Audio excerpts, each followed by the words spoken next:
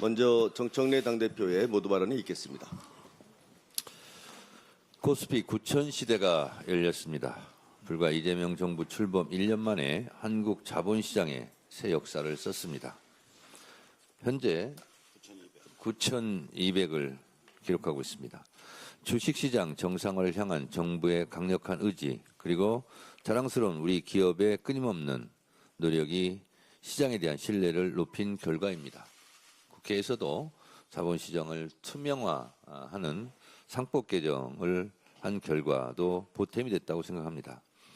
지난 1년간 이재명 정부는 글로벌 경기 둔화 흐름 속에서도 수출액 7천억 불이라는 대기록을 달성했고 재정학적 위기 속에서도 공고한 경제 성장률을 보였습니다. 중동 전쟁 위기 속에서도 이재명 대통령의 탁월한 위기 관리 능력으로 코스피 시장이 안정적으로 성장할 수 있었다고 생각합니다. 전남 광주 통합으로 5급 3특 균형 성장이 시작됐습니다. 코리아 디스카운트를 넘어 코리아 프리미엄 시대를 활짝 열고 있습니다. 대통령 잘 뽑아놨더니 나라에 좋은 일이 많이 생깁니다. 이재명 정부의 성과가 민생 곳곳에 퍼질 수 있도록 국회도 최선의 노력을 다하겠습니다. 어제 이재명 대통령께서 성공적인 유럽 순방을 마치고 귀국하셨습니다. 이번 이재명 대통령의 G7 유럽 순방은 국익 중심 실용 외교의 교과서와도 같았습니다. 한반도 평화 정착을 위한 주요 국가들의 공동 노력, 필요성을 설득하는 한편 수출로 먹고 사는 국가로서 자유무역에 따른 상호 이익에 공감대를 형성하는 주도적 노력을 다하였습니다. 당당한 외교로 지킬 것은 지키고 영리한 외교로 얻을 것은 얻어내는 월드클래스 세계적인 정치 지도자의 면모를 가감없이 보여주었습니다. 이것이 대한민국의 국격이다를 몸소 보여주신 이재명 대통령께 경의를 표하며 깊이 감사드립니다. 무엇보다도 이번 순방의 하이라이트는 G7 공식 만찬 자리에서 미국 트럼프 대통령과 나란히 앉아 90분 이상 환담을 나눈 장면이었습니다.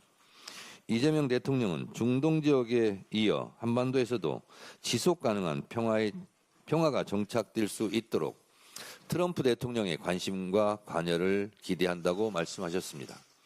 이에 트럼프 대통령도 한반도 평화를 위한 기여 방안에 대해 고민하고 필요한 역할을 해 나갈 것이며 이를 위해 이재명 대통령과도 긴밀하게 소통해 나가겠다고 화답했습니다. 두 정상은 공식 만찬 외에도 G7 정상회의 기간 동안 여러 차례 마주하며 한반도 평화 등 다양한 현안에 의견을 주고받고 각별한 친분과 두터운 신뢰를 다졌습니다. 앞서 트럼프 대통령은 8년 전 북미 정상회담에서 김정은 북한 국무위원장과 산책하며 나란히 찍은 사진을 SNS에 게재하면서 북미 대화의 기대감을 환기시킨 바 있습니다. 이재명 대통령도 교황청 방문해서 레오 14세 교황님께 평양 방문을 제안했습니다. 이재명 대통령의 혼신을 다한 노력에 힘입어 북미 대화가 재개되고 남북관계도 물꼬를 터서 한반도 평화 정착과 안정에 큰 진전이 있기를 간절히 희망합니다. 국회와 당 차원에서도 한반도 평화 정착과 안정을 위한 이재명 대통령의 노력에 적극 힘을 보태겠습니다. 멈춰선 한반도 평화의 시계가 다시금 힘차게 나아갈 수 있도록 제 역할을 다하겠습니다. 우리는 다시 한번 강조하지만 우리는 수출로 먹고 사는 나라입니다. 대외 의존성이 그 어느 나라보다 높은 나라이므로 국제관계, 외교 역량이 중요합니다. 그러므로 한미관계, 남북관계, 북미관계가 매우 중요합니다. 이재명 대통령과 트럼프 대통령의 케미스트리는 그래서 중요합니다. 트럼프 대통령이 평양을 방문하여 새로운 북미관계가 형성된다면 미국 닉슨 대통령이 베이징을 방문해 모택동을 만났던 것만큼이나 역사적, 세기적 사건이 될 것입니다. 트럼프 대통령과 김정은 국무위원장과의 세기적 북미 정상회담이 하노이 노딜로 끝났을 때 잠시 한반도 평화의 신이 비껴갔지만 결코 포기할 수 없는 우리가 가야 할 목표이고 목적지입니다. 저는 30여 년 동안 북미 관계의 새로운 전환, 즉 북미 수교가 한반도 평화의 열쇠라는 것을 염원하고 줄기차게 주장해 왔습니다.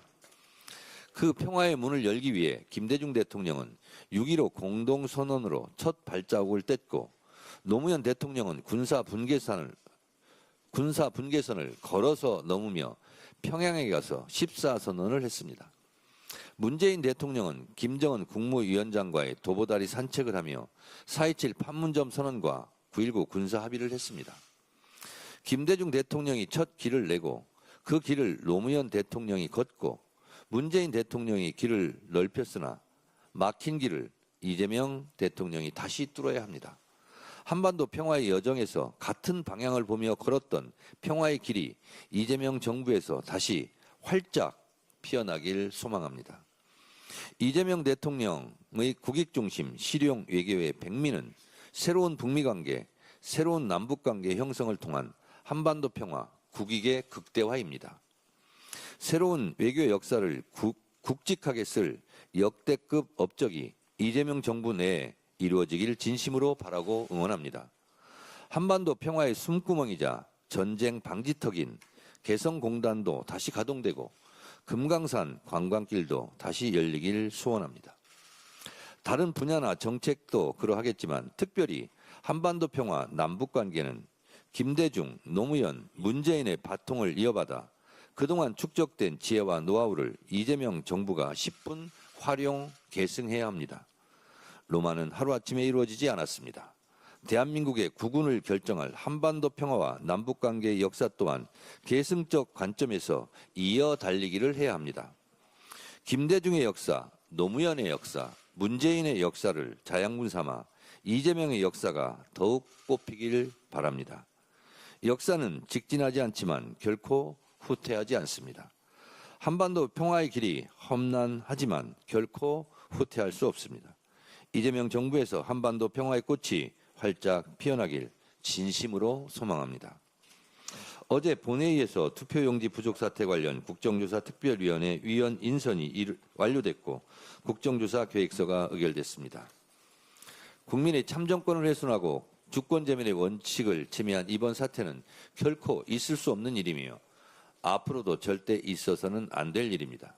재발 방지를 위해 가장 먼저 선행되어야 할 것은 철저한 진실 규명, 책임 소재 규명입니다.